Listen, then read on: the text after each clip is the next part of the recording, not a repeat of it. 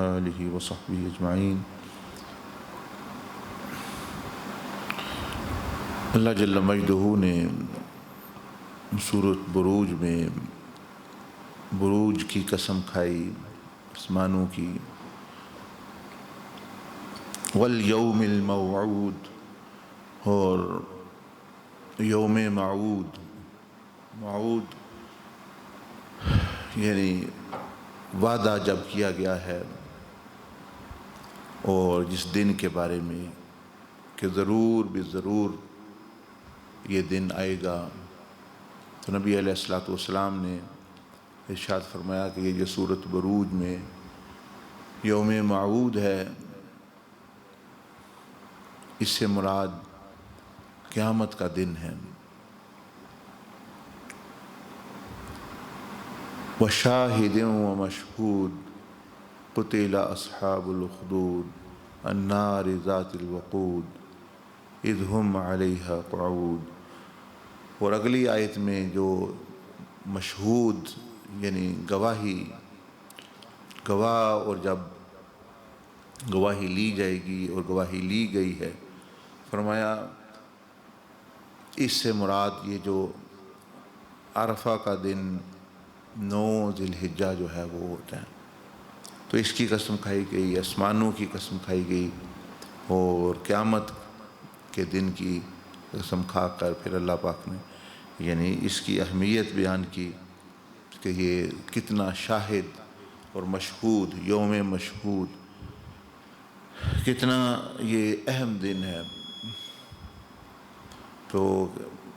وہ کون سا دن ہے، وہ آگے پھر سیدنا عبداللہ ابن عباس رضی اللہ تعالیٰ عنہ فرماتے ہیں کہ یہ جو یوم مشہود یعنی گواہی کا دن، وہ عرفہ کے دن جب ارواح سے، روحوں سے، سب روحوں سے یہ گواہی لی گئی کہ رب کی ربوبیت کے بارے میں کہ الست بربکم، تو قالوا بلا شہدنا، تو سب نے گواہی دی کہ ہم گواہ ہیں۔ تو یہ یوم مشہود ہے۔ تو یہ جو عالم ارواح کی بات ہم سنتے ہیں، کرتے ہیں، وہ عرفہ کے میدان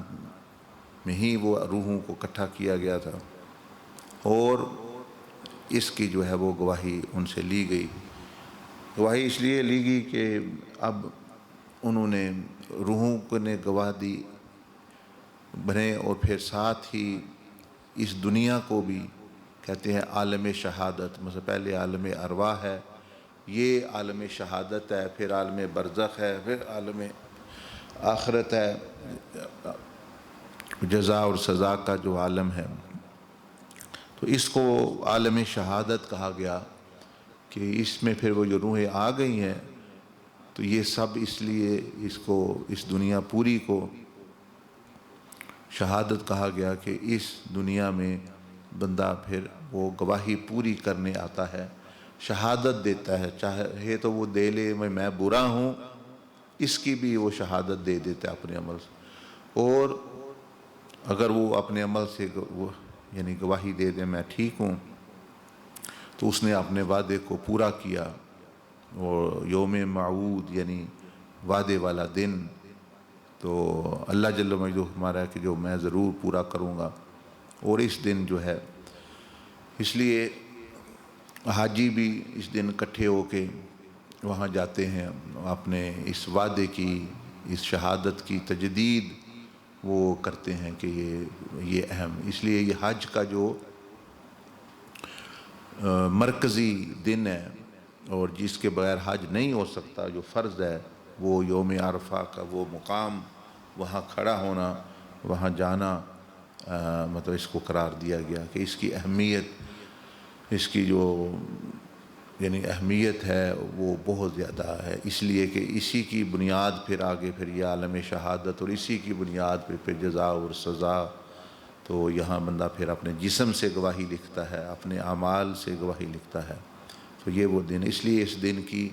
فضیلت بہت ہے، کیونکہ یہ اس دن یہ واقعہ پیش آیا، تو جو بندہ اس دن روزہ رکھے، اس کی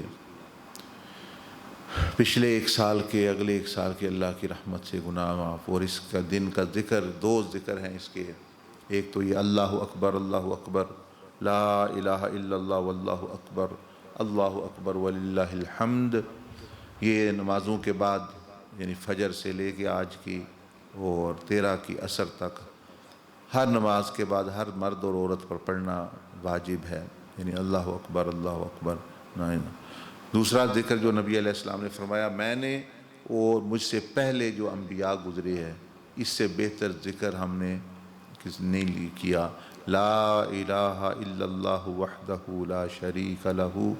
لہ الملک ولہ الحمد وہو علی کل شیء قدیر۔ فرمایا اس ذکر سے بہتر ذکر کسی نبی نے نہ کیا۔ تو اس دن میں بندہ توفیق ہو تو روزہ رکھے، یہ ذکر تسبیحات پڑھے اور اللہ جل مجدہ کا شکر کرے کہ اس دن میں جو اسلام، جو حضرت آدم علیہ السلام